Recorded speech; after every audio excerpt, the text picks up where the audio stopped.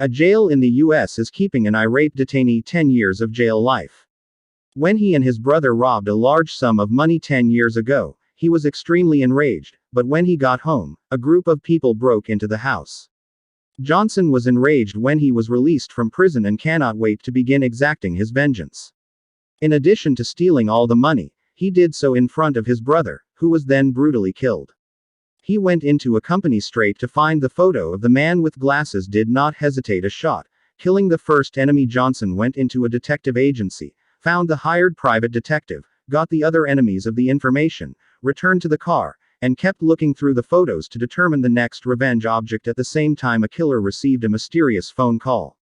He found the sports car that had been prepared by the trustees, looked at the information of his enemies, and fished out a revolver from under the commissioned him to kill someone as quickly as possible. Johnson is the only one at risk. The assassin immediately begins to prepare, taking out fake IDs, putting fake license plates on his sports car, and taking out all kinds of weapons to fill his suitcase. As expected, he took out fake IDs, put fake license plates on his sports car, and filled his case with all kinds of weapons. Johnson soon appeared in his car, and the elderly man in front of him was Johnson's target. It appears that Johnson's revenge action has already made other enemies aware of it. This time the elderly person looks old and slight, however is really an all-out debase work in stealing young ladies and medicating them in the water each time. Likewise utilized the camera to catch the wrongdoing system. But Johnson kicked open the door to the room at that exact moment, and the old man was shocked to see Johnson there. He attempted to resist by picking up the scissors, but the old man hurriedly and vehemently pleaded, shooting him through the palm of his hand. However, this vengeance must be paid back. The killer sneaked up behind Johnson just as he was about to leave. Fortunately, a young girl was outside the door and stood between them, causing the murderer to pause for a moment. Johnson saw the chance to push the young lady back into the room and quickly pulled his weapon and discharged an enormous type pistol. Hit the killer without a fight. The killer had no idea that his opponent would be so tough this time, so he ran into the corridor as soon as he calmed down. The two separate shootings quickly drew the attention of the police, who examined the surveillance footage after Johnson had already entered the basement and left in his sports car. Johnson was identified by police. Johnson was shot in the head in the same year as the original brother, and after being declared dead, he miraculously regained consciousness. His cheek was struck by the bullet, which exited through the skull. The police determined that the two shootings were just the beginning of retaliation, allowing him to regain his life. That night only, Jack was washing his hands after using the bathroom when a powerful man suddenly appeared behind him. Johnson then went to a bar to target his next foe. When he first saw his foe in front of him 10 years ago, he was extremely enraged. Jack was the one who brutally killed his brother in front of him. As soon as Jack saw Johnson, he was ready to realize that only one person could survive the night. The two men began to fight for their lives, but in just the first round, Jack had fallen to the ground, and Johnson did not give his opponent a chance to die. Jack informed Johnson that he was just getting paid to do his job and asked Johnson to let go of his family. After declaring that, he slowly closed his eyes after taking care of Jack. Johnson, the mastermind behind it, was someone else. He continued to pursue the remainder of his foes on the road. However, the news about Jack came over the radio the following day. It worked out that Jack had quite recently dropped and was being revived at the emergency clinic. Johnson promptly convoluted and went directly to the.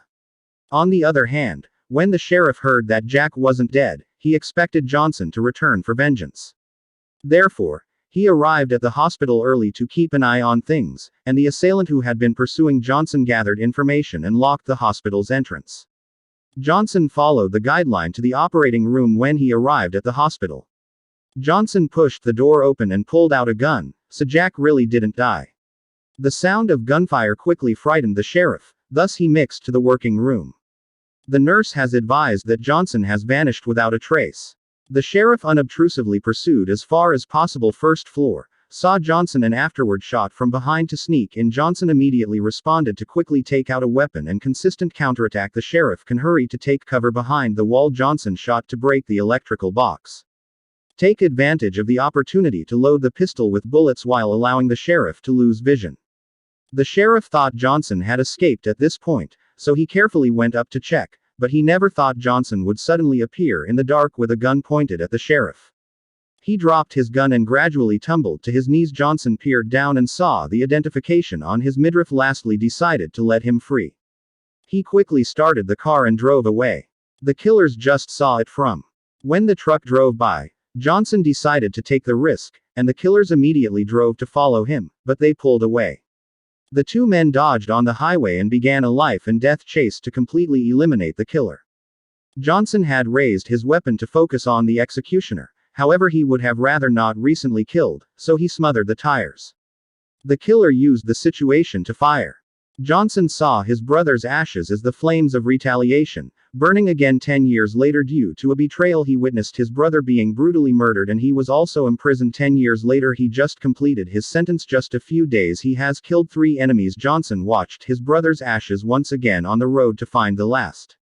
Johnson could only drive away quickly because he was wounded. After treating his wounds, Johnson rushed back to enemy. He drove to a sermon, and the pastor's expression instantly frozen when he entered the tent. Despite the fact that he was only responsible for alerting others 10 years ago, Johnson's brother's tragic death tortured his heart, motivating him to change and become a priest. That was his hope. In this way, he could get God to forgive him because he had anticipated Johnson's vengeance and was prepared to die. He prayed for Johnson's forgiveness in the hope of using his own death to break Johnson's hatred. Johnson pulled out a gun and pointed it at his head. Johnson finally made the decision, however, to forgive. He let the minister back to his loved ones. He went to leave the minister lying on the ground, profoundly feeling better. This scene was completely seen by the executioner. The not entirely settled through their examination that the minister was Johnson's last objective, and the sheriff promptly headed to the message. Johnson took a gander at the photograph of himself and his sibling, bit by bit feeling better inside. The outrage, likewise scattered. Right now the executioner showed up before him with a weapon. Seeing Johnson's rundown of retribution, the executioner jokingly told Johnson, "Your greatest foe remains. He was the one who planned everything. Additionally, he hired me to murder you. You simply failed to complete your vengeance." When the sheriff arrived just as the killer was about to strike. Under the threat, the killer was forced to drop his weapon, but he did so right away. It turns out that the betrayal of 10 years ago was orchestrated by the sheriff. He thought he had done a good job of everything. However, he did not anticipate Johnson not only not dying but also beginning to seek vengeance 10 years later, so he secretly hired a killer to kill Johnson. However, the perpetrator has failed numerous times to conceal the crime because Johnson did not move. He had to choose to commit it himself. Together, they left the scene. In the Riverside phone game, the sheriff finally resolved the major issue, but Johnson never gave him a chance.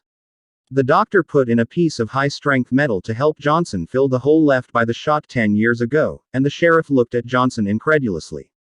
All of this seems to have its own arrangement. Johnson finally carried out the ultimate act of vengeance against the release by throwing his brother's ashes into the river. He then resumed his life on the road and began the next phase of his life. Please subscribe for more videos like this, and like the channel to support it. Thank you very much for watching.